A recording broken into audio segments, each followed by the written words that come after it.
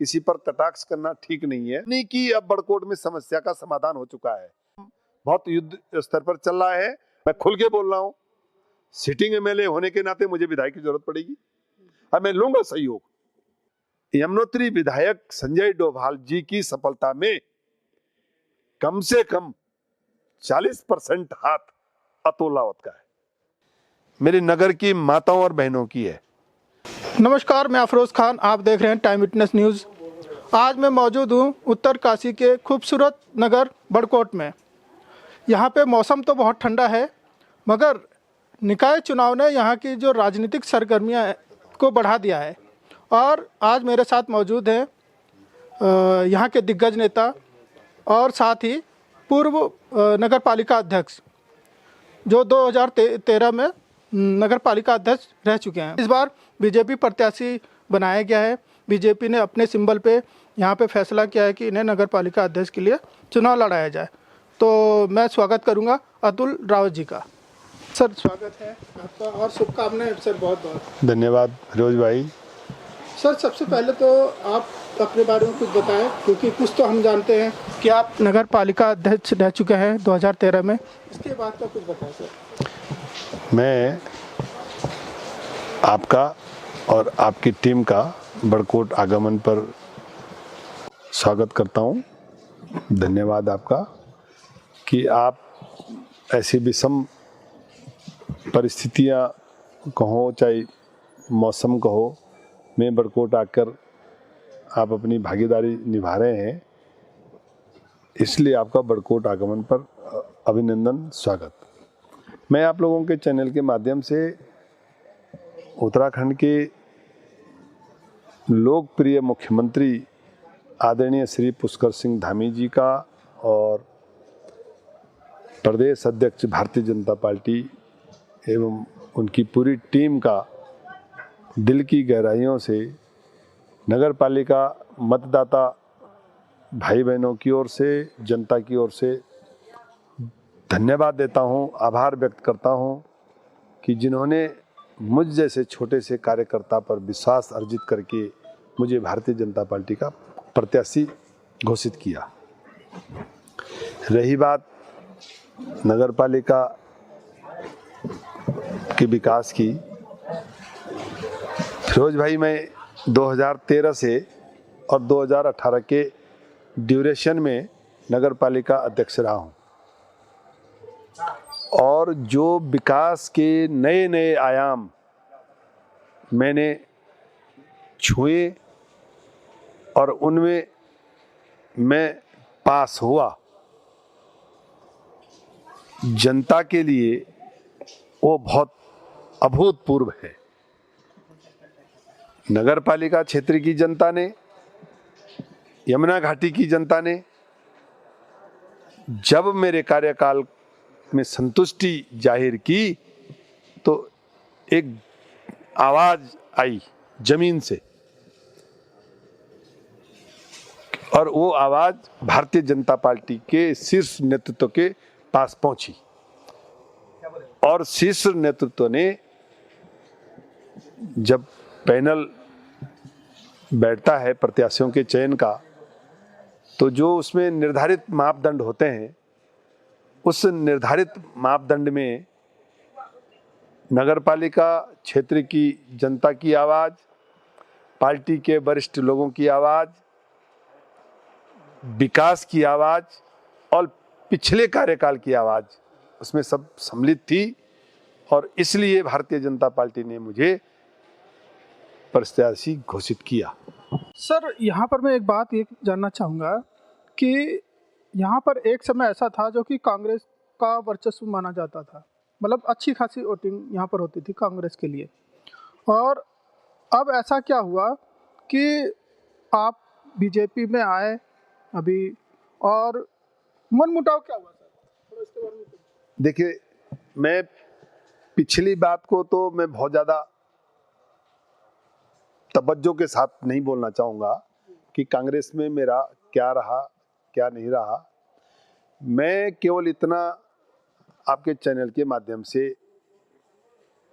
ये जनता को और नगर पालिका क्षेत्र के मतदाताओं से आग्रह करना चाहूँगा कि आप लोगों के द्वारा हमेशा मुझे प्यार दिया गया, लेकिन उस पार्टी में मुझे ऐसा लगा कि अब मुझ जैसे कार्यकर्ता का सही ढंग से सही प्लेटफॉर्म पे सदुपयोग नहीं हो रहा है। मैंने ये क्वेश्चन इसलिए किया था क्योंकि अगर मैं पिछले अभी इस टर्म में जो बात कर रहा हूँ नगर पालिका अध्यक्ष की, वो आपके ही सपोर्ट से, जहाँ तक मुझे जानकारी प्राप्त हुई है कि आपके ही समर्थन से नगर पालिका अध्यक्ष बनाया गया था। तो उनके कार्यकाल को अब कैसे देखते हैं? निश्चित रूप से मैं एक बात आपके चैनल के माध्यम से स्पष्ट करना चाहूँगा कि कांग्रेस पार्टी के नेता आदरणीय श्री प्रीतम सिंह जी उस समय प्रदेश अध्यक्ष हुआ करते थे, और प्रीतम सिंह जी ने मेरी धर्मपत्नी श्रीमती ललिता रावत को कांग्रेस प्रत्याशी घोषित कर दिया। मैंने बड़कोट में आके, घर में आके अपने परिवार के साथ मंथन किया, और जिसमें मेरे परिवार के अधिकांश सदस्यों ने, क्योंकि मेरा बड़ा परिवार है, अधिकांश सदस्यों ने ये कहा है कि जब महिला सीट हो गई है तो अब किसी दूसरे को मौका मिलना चाहिए, और मैंने उस बात पर सहमति जताई। और जिसको मैंने टिकट दिया वो एक बार की हारी हुई प्रत्याशी थी, इसलिए मैंने उनको घर में बुलाया और मैंने उनको कहा ये टिकट है, जाइए और चुनाव की तैयारी कीजिए, शेष हम साथ में हैं। और हमने पूरी शिद्दत के साथ उनको चुनाव मैदान में उतारा और उनके लिए काम भी किया और उनको जिताने का भी काम किया। उनके कार्यकाल में क्या विकास हुआ ये मैं नहीं कहूंगा, किसी पर कटाक्ष करना ठीक नहीं है। मैं केवल अपने कार्यकाल की बात कर सकता हूं कि आपके चैनल के माध्यम से मैंने 396 मकान गरीब नागरिकों के लिए भारत सरकार से स्वीकृत कराए, जिसमें से प्रत्येक व्यक्ति को 4,50,000 रुपए की धनराशि स्वीकृत हुई, और 2 वैरायटियां उसमें तय हुई। काश्तकार खुद बना सकता है या नगर पालिका बना के दे। तो जिन लोगों ने खुद बनाया वो भी तैयार है, मकान है, जो नगर पालिका ने बनाया वो भी तैयार है। टोटल 268 मकान तैयार होके जिसमें लोग रह रहे हैं, उनको चाबी सौंप दी गई है और वो अपने मकान में रह रहे हैं। जो शेष रह गए, तब तक कुछ हमारे राजनीतिक मित्र होया करते हैं, उन्होंने शिकायतें कर दी, शासन प्रशासन से जांच आई और वो काम अधूरा पड़ गया। लेकिन उसमें भी मैंने जो भारत सरकार से पैसा स्वीकृत हो रखा है और 7.5 करोड़ रुपए जो नगर पालिका ने वापस कर दिए थे, वो देहरादून में नगर विकास मंत्रालय में रुकवा रखें इस अनुरोध के साथ कि आप ये पैसा वापस मत भेजिए, नया बोर्ड का गठन हो जाएगा, उसके बाद इस पर निर्णय कर लिया जाएगा। तो उत्तराखंड सरकार ने वो पैसा रोका हुआ है, और हम जैसे ही नगर पालिका में आते हैं, मेरी पहली प्राथमिकता होगी कि बड़कोट के छूटे हुए मकान पूरे हो, और जो लोगों की धरोहर राशि उस खाते में जमा है वो काश्तकारों को वापस हो। ये मेरी पहली प्राथमिकता होगी। अच्छा सर, ये तो पहली प्राथमिकता आपने बता दी। क्या इसके सिवाय भी कुछ ऐसे कार्य हैं जैसे ऐसा लगता है कि नहीं, अगर मैं आया तो ये तो है ही है जो आप मकान की बात कर रहे हैं, प्लस और भी कुछ कि नहीं यहाँ पर ये चीज़ भी बहुत ज़्यादा ज़रूरी होना है, और इसके लिए क्या क्या करें?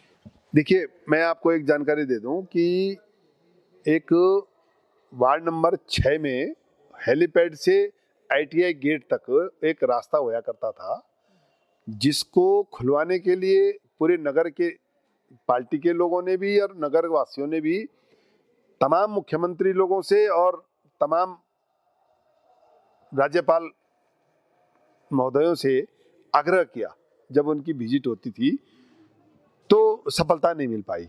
मैं जैसे ही नगर पंचायत का चेयरमैन के रूप में आया, मैं 3 महीने बाद उत्तराखंड के पूर्व मुख्यमंत्री आदरणीय श्री विजय बहुगुणा जी के पास गया और उनको अपनी बात बताई।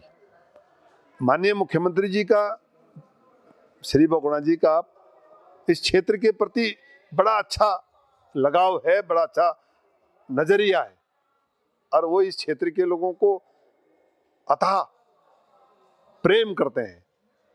ओबीसी उनकी देन है। उन्होंने जब मेरी बात सुनी तो उन्होंने बोला वो रास्ता अभी तक खुला नहीं। मैंने कहा नहीं। उन्होंने बगल से चीफ सेक्रेटरी को बुलाया, तत्कालीन चीफ सेक्रेटरी उत्तराखंड राकेश शर्मा जी को, और बोला आप कल बड़कोट जाइए और रास्ता खुलवाइए, नहीं तो मैं परसों आपको हटा दूंगा। और राकेश शर्मा जी बड़कोट आए और उन्होंने वो रास्ता खुलवाया।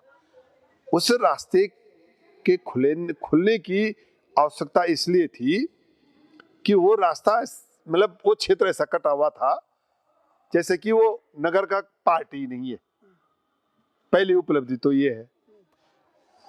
काम बहुत सारे हुए हैं। एक, हमने यहाँ पे बस अड्डा का निर्माण करवाया। टर्नल के लोगों से भी, जो सिलकारा सुरंग बन रही है उनसे भी, और जो ऑल वेदर की कटिंग हुई उनसे भी पर्सनली जाके उनसे बात की कि आप सारी मिट्टी को इस गदेरे में डंप करोगे, और जिस गदेरे में डंप हुई मिट्टी उसमें आज एक बहुत बढ़िया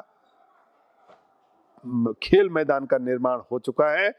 और जहां यात्रा काल में कम से कम 400 बसें, छोटी बड़ी गाड़ियां 400 खड़ी होती हैं। ये उपलब्धि है उस कार्यकाल की। और सबसे बड़ी उपलब्धि ये है कि सफाई, पानी, सड़कें, ये मूलभूत सुविधाएं हैं। ये मैंने इसको छेड़ने का प्रयास किया और मैं सफल हुआ। अब मैं जो देख रहा हूं, पेयजल की समस्या, लोग चिल्ला रहे हैं पानी पानी पानी। पानी की अब बड़कोट में समस्या का समाधान हो चुका है। और आपके चैनल के माध्यम से मैं बड़कोट के नागरिकों को ये आश्वस्त करना चाहता हूं कि 31 मार्च 2025 तक, यात्रा काल प्रारंभ होने से पूर्व, बड़कोट वासियों को पुख्ता समुचित पानी की व्यवस्था हो चुकी है। पेयजल योजना का काम बहुत युद्ध स्तर पर चल रहा है और 31 मार्च तक हमने उसकी डेट लाइन फिक्स की है विभाग के साथ कि 31 मार्च से पहले पहले नगर के लोगों को पानी मिलना चाहिए। और वो पानी, अधिकारियों के साथ जो बातचीत हुई उनकी बातों से लगा कि हमें पानी मिल जाएगा। दूसरी बात, बड़कोट की सबसे मूल समस्या है स्वास्थ्य की। हॉस्पिटल में स्टाफ नहीं है। रिफर सेंटर के नाम से जाना जाता है बड़कोट हॉस्पिटल। मेरी माननीय स्वास्थ्य मंत्री जी से बात हुई, सचिव उत्तराखंड स्वास्थ्य से बात हुई, उन्होंने भी यही सलाह दी, अभी आप चुनाव में जाइए, चुनाव जीत कर आइए और टेबल टॉक करके जो अपेक्षित सहयोग करने की आवश्यकता पड़ेगी उसको हम करेंगे। सर, आपके सामने वैसे तो बहुत से प्रत्याशी हैं, मगर दो के नाम मैं लूँगा। एक कांग्रेस के प्रत्याशी, एक जो अभी हाल में ही निर्दलीय विधायक हैं, उनके भाई विनोद जी। तो उनके बारे में क्या लगता है सर, कैसा आपको टक्कर? देखिए, मेरे अलावा 7 प्रत्याशी और हैं। उन सबकी दौड़ दूसरे नंबर की होड़ में है। एक सोच रहा मैं दूसरे नंबर पे आऊं, एक सोच रहा मैं दूसरे नंबर पे आऊं, लेकिन इन दोनों में मुझे ऐसा लगता है कि जो आप नाम ले रहे हैं, 3 लोग दूसरे नंबर की होड़ में हैं। अब जो जितनी मेहनत करेगा वो दूसरे नंबर पे आएगा, लेकिन विधायक के भाई की आप बात कर रहे हैं, मैं विधायक के भाई के बारे में और कुछ नहीं बोलना चाहूँगा, क्योंकि राजनीतिक स्तर पर आरोप और प्रत्यारोप का सिलसिला चलता है, लेकिन मैं इस प्रकार की वो नहीं करता हूँ। मैं विधायक का नाम इसलिए लिया है क्योंकि वो सिटिंग विधायक हैं, अपने भाई को सपोर्ट समर्थन तो कर ही रहे होंगे, तो भाई उनके भी कार्यकाल को देखा जाएगा इसमें। तो उनके कार्यकाल को आप कैसे देख रहे हैं? मतलब विधायक रहते हुए उन्होंने अब तक क्या कार्य किया है बड़कोट के लिए? देखिए, विधायक यमुनोत्री बहुत ही शरीफ स्वभाव का व्यक्तित्व है, ये किसी से छुपा हुआ नहीं है। और मुझे तो कल बड़ा ताज्जुब हुआ जब विधायक के भाई ने अपने ही भाई के लिए कह दिया, खुले रूप से किसी चैनल में जब बात चल रही थी कि मुझे विधायक यमुनोत्री का सपोर्ट नहीं चाहिए, मुझे भाई के रूप में संजय डोभाल का सपोर्ट चाहिए। तो मैं एक बार सोच रहा था कि ये किस प्रकार के प्रत्याशी हैं जो खुलेआम प्रेस में इस प्रकार की बात कर रहे हैं। जनता को क्या मैसेज देना चाह रहे हैं कि विधायक उधायक हमारे सामने कुछ नहीं है? नहीं, लोकतंत्र में हर व्यक्ति का अपना सम्मान है। विधायक चाहे कोई भी है, वो बहुत महत्वपूर्ण कड़ी है जनप्रतिनिधियों को रास्ता दिखाने की और विकास को आगे बढ़ाने की और सरकार के साथ सामंजस्य बिठाने का एक बहुत सुगम और सरल रास्ता विधायक जी के साथ होके जाता है। नगर के चेयरमैन, क्षेत्र पंचायत के ब्लॉक प्रमुख, जिला पंचायत के सदस्य विधायक जी के साथ जुड़ के क्षेत्र के विकास के साथ बात कर सकते हैं। लेकिन ये कहना थोड़ा सा मुझे खुद व्यक्तिगत रूप से अटपटा सा लग रहा है इस विषय में बात करने के लिए कि हमें विधायक की जरूरत नहीं है। मैं बोल रहा हूं, मैं खुल के बोल रहा हूं, सिटिंग एमएलए होने के नाते मुझे विधायक की जरूरत पड़ेगी और मैं लूंगा सहयोग। आपको इस चैनल के माध्यम से एक चीज और बता दूं, आपकी जानकारी के लिए और दर्शकों की जानकारी के लिए, कि यमुनोत्री विधायक संजय डोभाल जी की सफलता में कम से कम 40% हाथ अतुल रावत का है। मैंने केवल विधायक जी का साथ तब छोड़ा जब उनको कांग्रेस पार्टी से टिकट नहीं मिला। शेष में 7 साल तक जब वो हारे और हारने से पूर्व 2 साल पहले मैं उनके साथ था।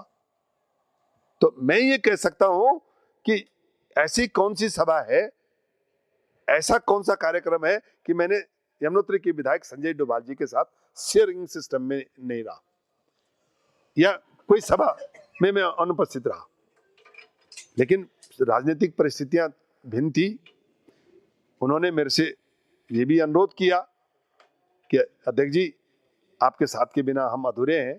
लेकिन मैंने अपनी राजनीतिक मजबूरियां बता दी कि मैं सिंबल से बाहर नहीं जा पाऊंगा और आपको अब सिंबल नहीं मिला। मेरी शुभकामनाएं आपको हैं, आप मेहनत कीजिए, आगे बढ़िए, जनता का विश्वास लीजिए, लेकिन मैं कांग्रेस पार्टी का साथ नहीं छोड़ पाऊंगा। उसके बाद मेरी कांग्रेस पार्टी के नेताओं से थोड़ा सा विचारों में भिन्नता आ गई। मैंने कांग्रेस पार्टी के नेताओं को नमस्कार कह दिया और भारतीय जनता पार्टी की सदस्यता ले ली। उसके बाद मैं माननीय मुख्यमंत्री जी से मिला, प्रदेश अध्यक्ष जी से मिला, संगठन महामंत्री जी से मिला और उन तीनों लोगों का एक ही मंतव्य था कि आपका जनता के बीच में बड़ा नाम है, आप आइए, भारतीय जनता पार्टी के बैनर के नीचे आइए, विकास कीजिए, हम आप लोगों के साथ हैं। तो जब ये टिकट वितरण की बात चल रही थी तो मैंने माननीय मुख्यमंत्री जी से एक आग्रह किया कि आपने मुझे जब पार्टी ज्वाइन की मैंने, तो आपने जो मुझे कहा था वो मैं याद दिलाने के लिए आया हूं। और इस मामले में माननीय मुख्यमंत्री ji Uttarakhand man of the commitment व्यक्ति लगते हैं मुझे। उन्होंने मुझे बोला, बिल्कुल मैंने आपको बोला हुआ है, और उन्होंने मतलब पूरी शिद्दत के साथ और पूरी ईमानदारी के साथ अपना कमिटमेंट पूरा किया और मुझे प्रत्याशी घोषित किया। और मैं आप लोगों के चैनल के माध्यम से भी माननीय मुख्यमंत्री जी को ये आश्वस्त करना चाहता हूं कि नगर पालिका क्षेत्र की जनता, नगर पालिका क्षेत्र की मतदाता भारतीय जनता पार्टी के साथ पूरी शिद्दत के साथ, पूरे उत्साह के साथ खड़े हैं और निश्चित रूप से भारतीय जनता पार्टी के प्रत्याशी की विजय होगी। लेकिन कुछ लोग इस चुनाव में हल्का सा ट्विस्ट पैदा करना चाह रहे हैं, लेकिन अब सारे लोग एक ही मन के नहीं होते हैं, एक ही विचारधारा के नहीं होते। वो अपना काम दशा इस चुनाव की थोड़ा चेंज करना चाह रहे हैं, लेकिन नहीं, इस चुनाव में सबसे अहम भूमिका, सबसे अहम भागीदारी मेरे नगर की माताओं और बहनों की है। और माताओं और बहनों का मुझे जो स्नेह मिल रहा है, वो मैं ये कह सकता हूं कि कम से कम 80-85% मुझे माताओं और बहनों का सहयोग मिल रहा है, सपोर्ट मिल रहा है। ऐसी परिस्थितियों में भारतीय जनता पार्टी के कार्यकर्ताओं का उत्साह देखते ही बन रहा है। हम जहां जा रहे हैं वहां जो सामने वाले की बॉडी लैंग्वेज होती है, उससे ये आइडिया लगाया जा सकता है कि इनका वोट और सपोर्ट भारतीय जनता पार्टी के पक्ष में। सर, माता और बहनों की जिक्र किया आपने, मैं ये पूछना चाह रहा हूँ कि आप अगर जीतते हैं तो माता और बहनों के लिए क्या करेंगे और युवाओं के लिए क्या करेंगे? क्योंकि अक्सर आप सड़क, पानी, बिजली की हर जगह बात हो रही है, मगर युवाओं के बारे में क्या सोचते हैं आप? माता और बहनों के बारे में क्या सोचते हैं, इसके बारे में बताएं सर। देखो, ये बात में थोड़ा सा मेरा भारतीय जनता पार्टी का संकल्प पत्र आ रहा है, आज आ जाएगा, लेकिन जब आपने बात छेड़ दी तो मैं आपका चैनल पहला चैनल है जिनसे मैं इस प्रकार की बात कर रहा हूं, और चैनलों से मैंने अभी तक ये बात नहीं की। माता बहनों के लिए मेरी बिल्कुल सेपरेट, पृथक रूप से कार्य योजना तैयार है। जो बहू, जो बेटी बड़कोट में निवास कर रही है और सर्वे के उपरांत जांच में अगर मुझे ये पता लग गया, मैंने पता करवा लिया कि किस घर में एक नवजात शिशु का जन्म होने जा रहा है, उन बहनों के लिए, उन बेटियों के लिए हमारी कार्य योजना तैयार हो गई है। उनको 9 महीने तक जो पौष्टिक आहार नगर पालिका देगी अलग से उनके होने वाले पाल्यों के लिए खिलौना, साइकिल, जो आवश्यक बच्चों की सामग्रियां, झूला, ये आवश्यक सामग्रियां इसको नगर पालिका उपलब्ध कराएगी।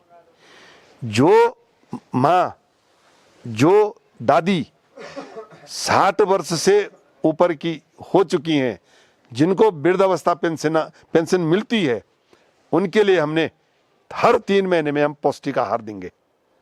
पौष्टिक आहार में काजू, किशमिश, बादाम, अखरोट, और समय समय पर, ये नगर पालिका की मॉरल रिस्पॉन्सिबिलिटी होगी, समय समय पर उनका घर में जाके डॉक्टर को साथ में ले जाके उनका परीक्षण करवाना, और आवश्यकता पड़ी, हमें ऐसा लगा कि इस माँ का, इस दादी का, इस चाची का, इस ताई का आगे पीछे कोई नहीं है, तो नगर पालिका उसको गोद लेगी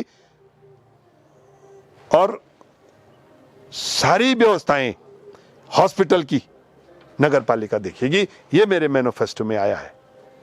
युवाओं की आप बात कर रहे हैं, युवाओं के लिए सीधा सीधा बहुत ओपन कॉन्सेप्ट है मेरा। नशे से दूर करूंगा, उनका ध्यान खेल की तरफ। खेल का मैदान बिल्कुल हमारा जो मैं ये कहूंगा कार्य योजना बिल्कुल तैयार है। मुझे 2 फील्ड बनाने हैं, एक अल्ले बाजार और एक पल्ले बाजार। दोबाटा से नौगांव तक जो डबल कटिंग होगी वो मिट्टी मुझे वहां डंप करवानी है और फील्ड का निर्माण करवाना है। और जबरदस्ती युवाओं को काउंसलिंग के माध्यम से, तुम्हें क्रिकेट का सामान चाहिए ये लो, तुम्हें वॉलीबॉल का सामान चाहिए ये लो, लेकिन मेरा पहला मोटिव रहेगा युवाओं को नशे से दूर रखना और खेल के प्रति उनको प्रोत्साहन करना। हमारे चैनल के माध्यम से सर बड़कोट की जनता को और प्रदेश की जनता को क्या संदेश? आपके चैनल के माध्यम से मैं नगर पालिका क्षेत्र की जनता, मतदाता भाइयों बहनों से ये आग्रह करूंगा कि जिस ईमानदारी के साथ आपने मुझे 2013 में नगर पालिका में भेजा और आपका मैंने जिस ईमानदारी के साथ मान सम्मान ऊंचा रखा और मेरे पे किसी प्रकार के कोई आरोप नहीं लगे, मेरे ऊपर किसी भी प्रकार के कोई ऐसे लांछन नहीं लगे कि 5 साल के कार्यकाल में अतुल राउत ने ये कर दिया वो कर दिया। मैं जनता के लिए, विकास के लिए लगा रहा। उसी प्रकार से मैं आपको आश्वासन देना चाह रहा हूं कि आप मुझको वोट दो, मुझे नगर पालिका के चेयरमैन के रूप में चुनकर भेजो। मैं आपका वही प्रतिनिधित्व, उसी शिद्दत के साथ में आपका मान सम्मान ऊंचा रखूंगा जिस प्रकार से मैंने पहले बना के रखा।